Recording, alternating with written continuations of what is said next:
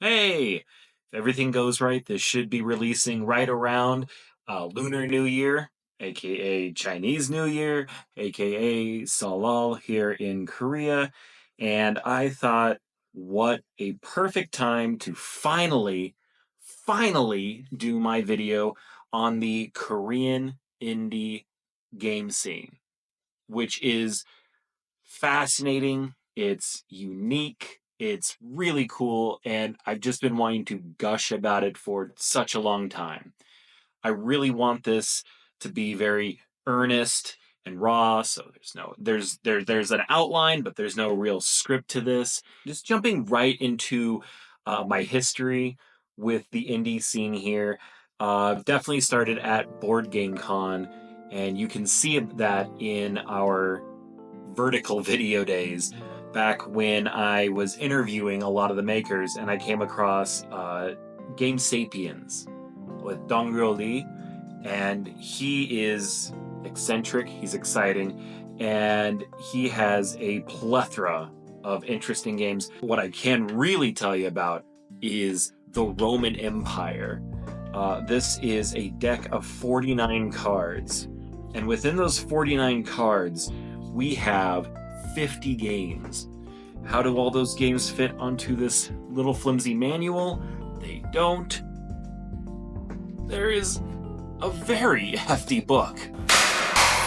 A hardcover with pages, which, if you can guess, is in Korean. I cannot read it, but luckily there is an English one online. Been able to play the primary game that all the other games are based off of. It's really interesting how much blood he was able to squeeze out of the stone here. It's really cool. Between the cards, the nice tins, the book, if you haven't noticed, the coins that come with it, it is absolutely decadent for what tiny package it has.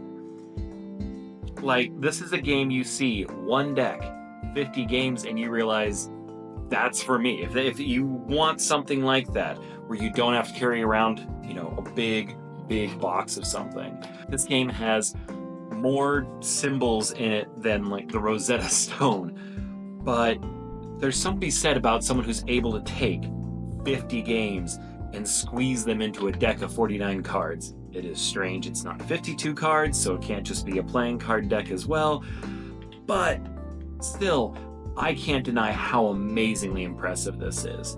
I talked with Dongryeo, and he said that he has not only these games and plethora of them to choose from, but he also has digital adaptations he was trying to bring to the world. And he asked me specifically if you know anybody with funding who is interested in helping. They'd love it. So if anybody of my 60 or so subscribers are watching and they want to bring a board game to life on the digital screen, well, I know a guy. And it's really fun to take this big production, this tiny package, and then move to the other really amazing, could not be more indie project that is Mazelings, this tiny, flimsy book of puzzles. I don't know if it's a game. I do know it's bizarre, unique, fun, and that's all that matters. And I gotta show you how this works. In the game of Mazeling, you have a starting point and an ending point, and they do not line up. However, each page gives you different areas to fold, maybe cut, and you're gonna go through, follow those, and then use these new tools to find ways to change your perspective or alter the maze in a way that's able to get you to point 1 to 2 to 3 and so on and so forth till you get to the end of the puzzle. It's really creative, it's fascinating, and it really takes you on a journey, and that journey is the fun. The solution's great, but it's the journey you go on along the way to solve the maze that really makes it all the worthwhile. It's gotten to a point where I had to stop playing Mazelings because I needed to show you before I finished the book. I really hope there's more after the first book. I am completely sold on this. This is more fun for me than something like Sudoku. I think maybe it has a little less brain burning, but it's just so cool to see the creativity that goes into each puzzle and how each one has to be bent and folded and cut up to work just right. I love this. This stuff drives me nuts in the best way. Really cool. I made my way over to the indie board game market run by Gemblo, who also was on my Board Game Con interviews. Indie board game market was cramped. It was difficult to move around. It was, for as small as it was, it could be occasionally hard to find the right designer you were looking for. And it was maybe the most fun convention I've been to, because it was nothing but a giant spotlight on some of the coolest games, some of the coolest designers, and I'm so excited to talk about these, because I think no matter how many cool games I'm showing you, no matter how many mainstream successes you'll be seeing today, indie still means, to be locally produced, to be small time in many ways. And sometimes it's just a tiny little plastic box with some cards. And that's what 길이밀기 is. I met these guys, Heyo and his friend. They sat me down with big smiles. They did their best to explain their game to me with translating apps and a lot of patience. And at the end of the day, this game is almost completely cheap cards with plastic chips, with quick, cheap stickers on them, and that's cool. I love that board games don't have to be gate-kept by finances. I don't want that, and I'm really happy that if you have a dream, it can be. And so when I see something like 길이밀기, I get really hopeful, and I want more people to make games. I made my way to go meet up with a lot of people, but one thing I didn't quite expect to do was to be approached. And Riban came up to me and said, "Can I show you my game?" And he showed me Layer Puzzle. I'd kind of seen it here and there at other conventions, but this time he came to me and said, "It's time to learn." And you know what? It was. And I kind of want to show you how this one works. In Layer Puzzle, you're going to be given 4 transparent layers that you're going to be slowly stacking upon each other at the end of the game. In each round, you're going to draft little Tetris pieces and fit them on to a layer. After you're done, you're going to be taking that layer and covering it up and then grabbing the next round's transparent film. You're going to be doing the same thing over and over and over for 4 turns. In the 5th round, you'll get your first one back and get to see it. What are we doing with these? Well, we're trying to make it so when we stack all of our layers together, we can cover up as many spaces as possible. Any spaces that are blank all the way through all of our layers are going to give us bad negative points. And we don't want that, of course.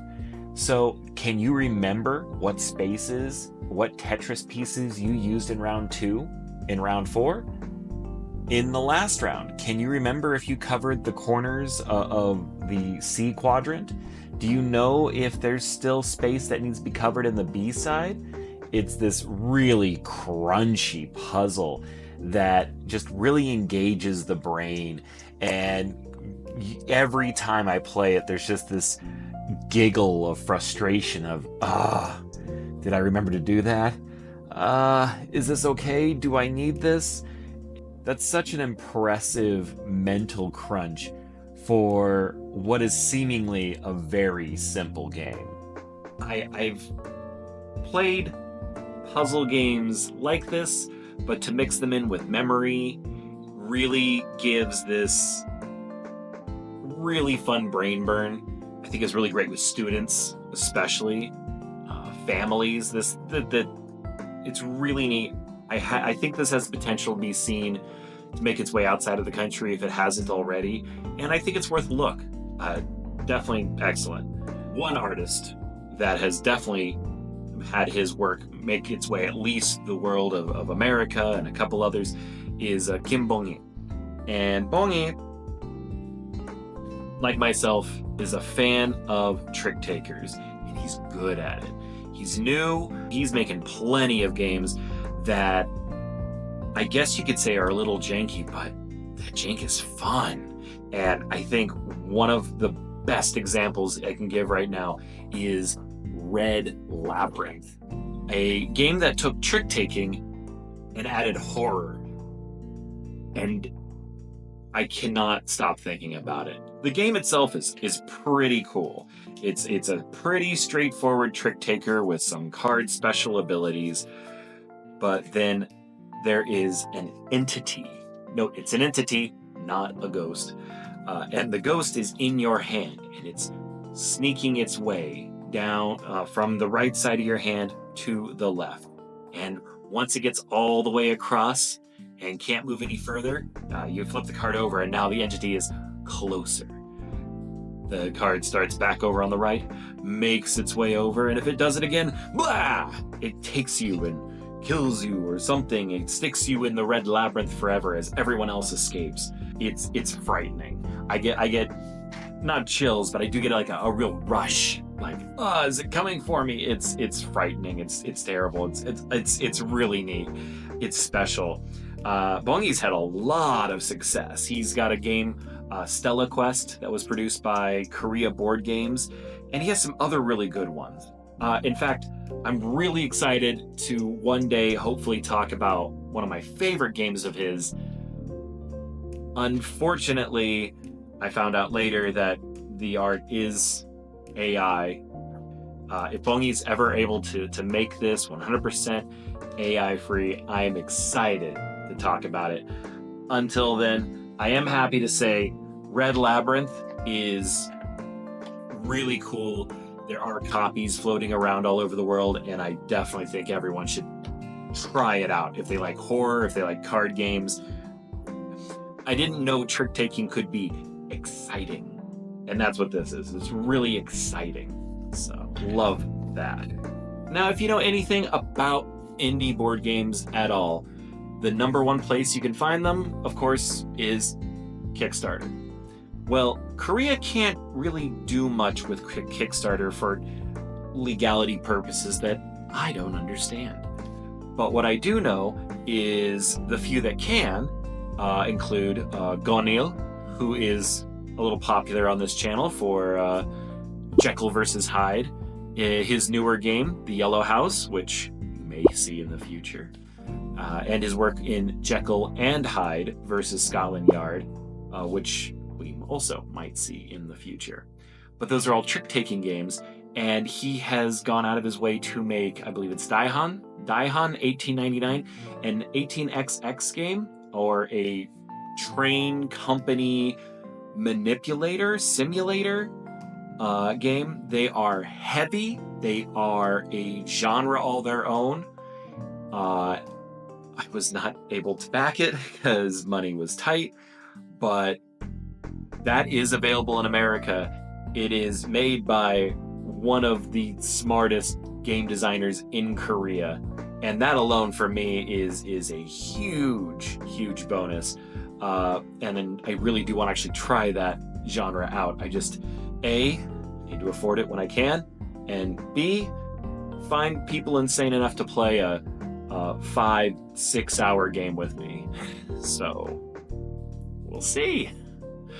But if you live in Korea, Kickstarter can be a real pain in the butt. So we have what is called Tumblebug. Tumblebug is a huge resource for Korean kickstarting, especially in board games. And I really want to talk about some of those. So there are a lot here that couldn't make it. One of my favorite ones that I don't have in front of me, again, money was tight, couldn't afford things, was Fly Me to Lucy by Xiang Yu. It's these moles in space. I don't quite follow, but they have this really interesting player tableau in front of you. It's really not clear, but it's so fascinating, peculiar, and cool that I do hope to support it later on when it does come out. I am a huge fan of the bizarre, if you couldn't tell. And that is exactly what that is. If we go back to the indie board game market just for a bit here, I did bump into Joy Hunter Games and met the CEO, Joy Hyung Cho, who gifted me this beautiful game. It's a milk carton. It opens up.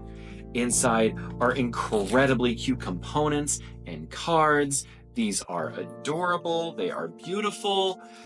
And, you know, it looks like a milk carton. The front says Uyu, milk. As I began to really learn the game, it is Uyu Salsa Yok Un Tan Uyu, which roughly translates to milk with diarrhea medicine. And this is a game of hidden cards and gathering up and hoping you make a profit off of them, or else I think it's implied you just yourself. But it is very cute. It's very interesting and really well put together for what I think is their first game. It's insanely well put together. I will say the theme itself is, I don't know if disparaging is the right word. It is not for me, but I do think the graphic design is fantastic, and the gameplay itself is amusing. Watching people wonder if they're ready to take the cards, or if underneath is a bunch of diarrhea medicine. But yeah, in the long run, this is probably really fun with kids, really fun with family, a nice drinking game. But on its own, it's fine. Again, very grateful it was gifted to me. That said, I'm talking about Joy Hunter Games, not because of Uyu here, but because of their upcoming game from Tumblebug. Told you we'd come back to it. Tumblebug, Hanbok Runway. Oh my gosh. Hanbok Runway might be one of the most beautiful games out of Korea. I am a big sucker for cultural games that are really able to encapsulate what makes where they came from so special. And the Hanbok is one of the most signature icons of Korea. To turn it into a fashion game of matching beautiful Hanbok models with fabrics and colors, and then getting cool little combos in this little dual game. It's really neat. It's kind of just an abstract game, but I remember sitting down and just being entranced immediately by graphic design, but then the gameplay. And again, it was in an era where I could not be spending money, so I was not able to back it. But I'm keeping my eyes out. This is special. I don't know how far out it's going to get, but keep an eye out. If you like beautiful games, I don't think there's enough games out there about fashion, and it's really cool. Keep an eye out. Big fans. Good job, Joy Hunters. That's so cool. In my last little section here about Tumblebug, I want to talk about now friend of the channel, Mina Kong. Mina Kong, I met her at the indie game market, but she was busy. She had a game she was pushing, and it was getting attention. We kept locking eyes, like, and I wasn't able to sit down. So come Board Game Fest to the next convention, I made my way to her and I said, we have to learn this. I have to see, what are you cooking up here? Because what she's got here, finally came in. I couldn't make this video until this game showed up, and it's here now. And it is Hansangchari, and that roughly translates to tasty Korean. I mentioned with Hanbok Runway, I'm a big fan of cultural games, and I'm really excited to show it. Let me get it right to the table here. Let's talk about tasty Korean here. In the game, you are running a restaurant, and you'll have various customers enter. In this case, we have this lady here. She needs tteokbokki and rice. Everybody's going to need at least one main dish and up to 3 side dishes, or banchan. Throughout the game, you are going to have different people with different needs and different point values. If you've played the game Flokati, this is a little similar in that you are going to be drawing cards into the center, and as long as you don't draw any duplicates, you can keep going and going and going to increase your options. And at the end, you will take cards, hopefully be able to satisfy some orders for your customers and get yourself points. It's all very simple. It makes this game approachable, it makes the game moves fast, and it makes it fun for everyone. A really special factor to this game is that if you notice, these recipe cards all have QR codes on them. Because if you scan those QR codes, you are going to find recipes from Mina Kong herself explaining how to make the dish in question. So if you love board games and you've been curious about cooking, especially Korean cooking, this game was made for you. And this game is very legitimate. This game is very good. I already liked it, but the moment I understood how the banchan worked and how that was an essential part of the game, I realized this is a very Korean game. And I really want games like this that just help bridge that level of empathy, that understanding of what something is like on the other side of the world. I really hope that everyone gets a chance to try this out. So cool, really neat, and I'm really happy it's in my collection. I will be playing this for years to come. All right, we've talked about all those, and that's really great, but I've got kind of big 3 I want to touch on. The first is the Rising Star. The big name that's hitting internationally. I mentioned Gonel before, he's really made it, but this person who seems to have come out of nowhere. I know he's been testing the game forever, but now it's out and it's in dozens of languages, and that is Bong Won-ju and Magic Number 11. If you haven't heard about this game, yes you have. I made a video, Cardboard East made a video. There are videos popping up everywhere because it's really good. Do you really need me to cover it? Here's the video again.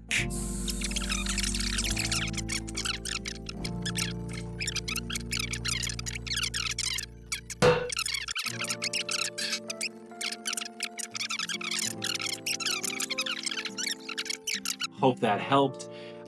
This is just one of the best 2-player games out there.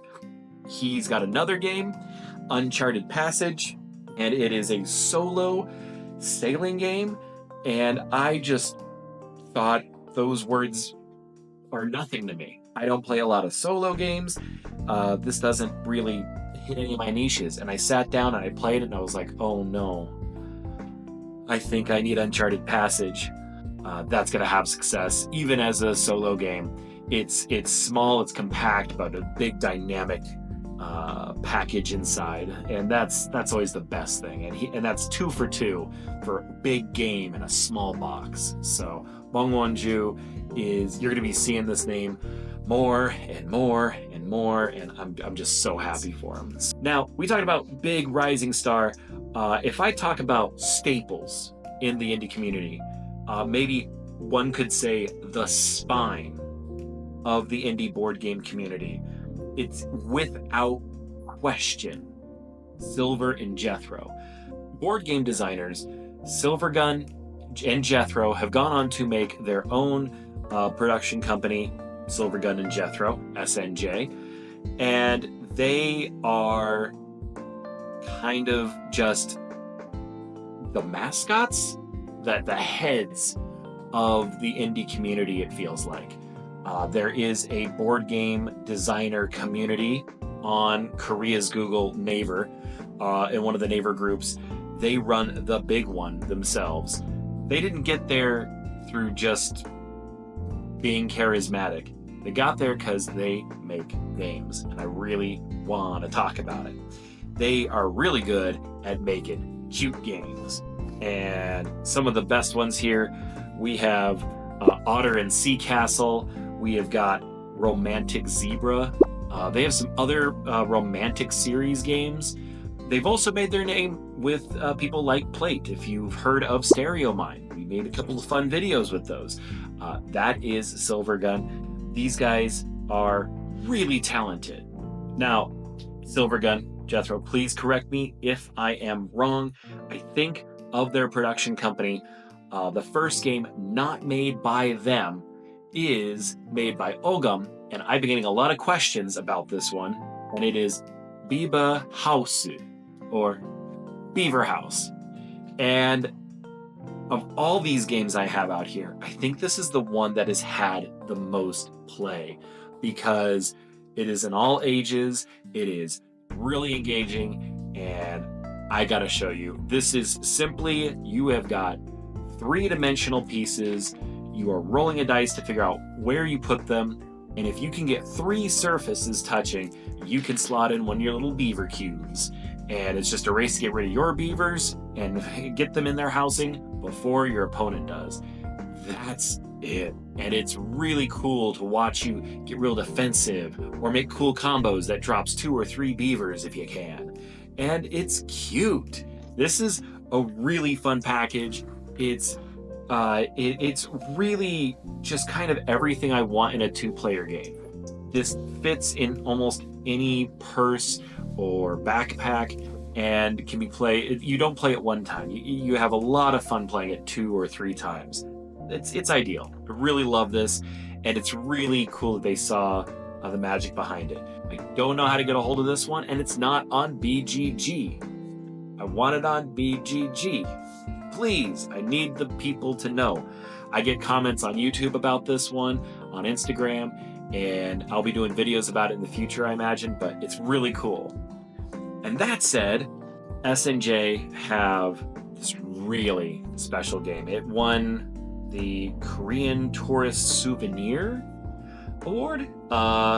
Basically, if you go visit Korea, in almost any touristy historical area, the Blue House, which is our White House, the castles, there's a good chance you're going to find Tightrope Walker or Gokyesa.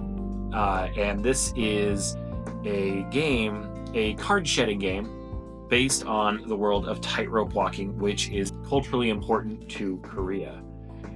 In this game, you're going to be balancing between red cards, blue cards, and black cards. And the red and blue cards, one side is going to be the strongest. Red is the strongest, it's great. You have an excellent time if you're playing red cards. Eventually, someone's a goof, mess up, and then we switch, and then blue cards are the strongest.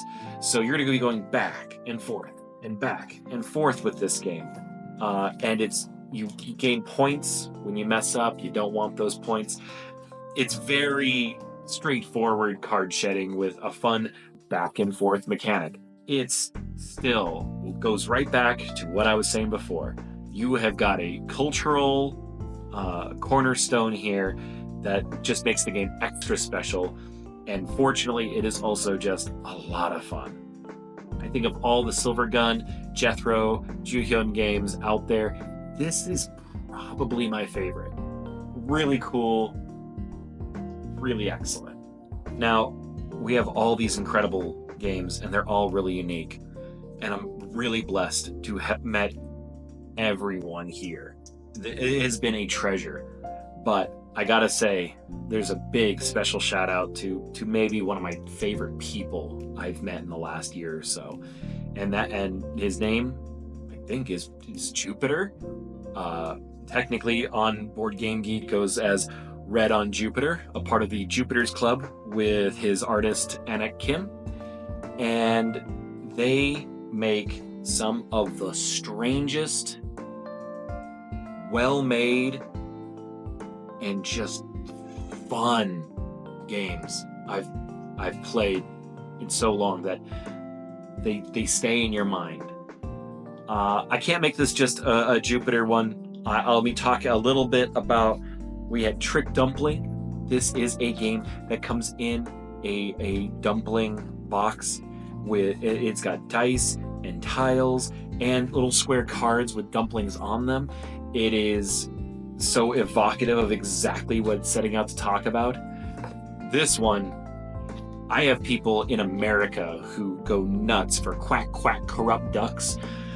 These are ducks in classical Korean dynasties committing fraud and other crimes in the government, and it's just charming. And you may have noticed this is a pretty slim case. It may look like a DVD case, and that's because, well, it is. The game board is a DVD. That, or CD. I don't know which one. I haven't had a disc drive in forever. And it's a card shedding game with actual money, little duck and dice in there. It's incredible. I'm itching so much to get this to the table. And again, going for that Korean culture bonus, like Tightrope Walker and Tasty Korean, you can't go wrong. But my very first impression of Jupiter, he asked me to sit down, and I said, I've seen this game. I saw this game from across the convention, and I knew I had to try it.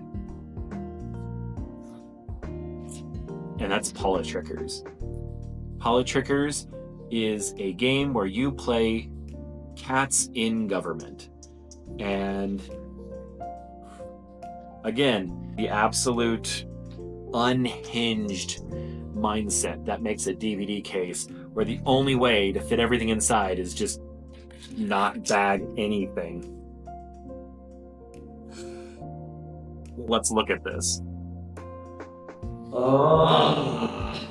There is such a fantastic beauty that goes with this game, from the different suits being the economy just being sacks of money, to the environment being sawed off tree stumps, to welfare just being gambling cards, and health being just dozens of syringes, and of course, who could forget safety, which is guns, lots and lots of guns. And between these, my two favorite things, and they are very deliberate, is that there is the claw party and the tail party, and you're going to go back and forth. You are going to flip-flop sides as you go whenever you can't make tricks.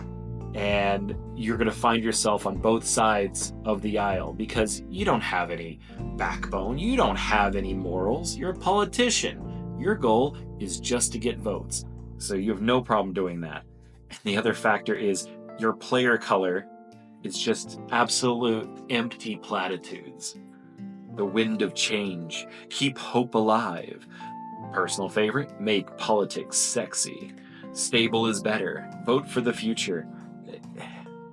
Every time I look at these, I'm grinning. I'm having fun. This is everything I want in board games.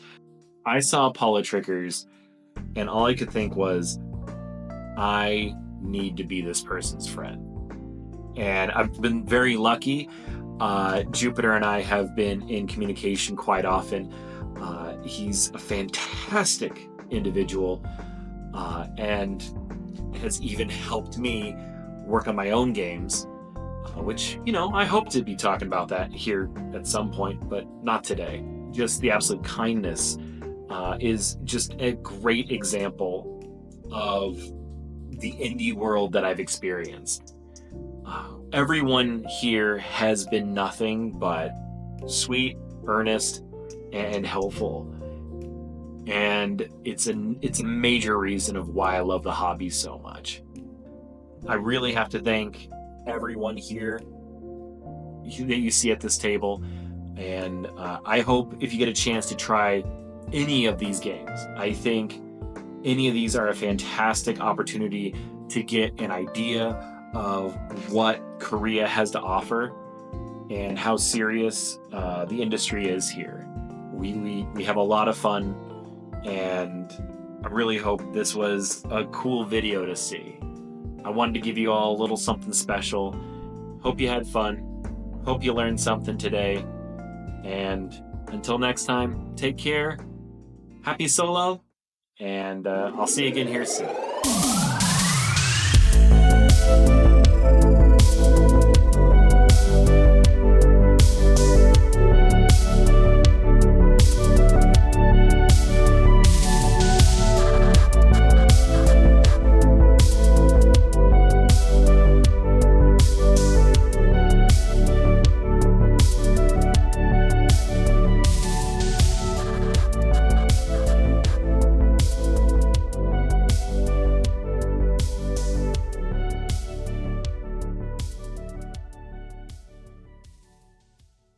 Hello, friend. What's up? You chilling out? Yeah. Okay. You do that. Why are you biting me on camera?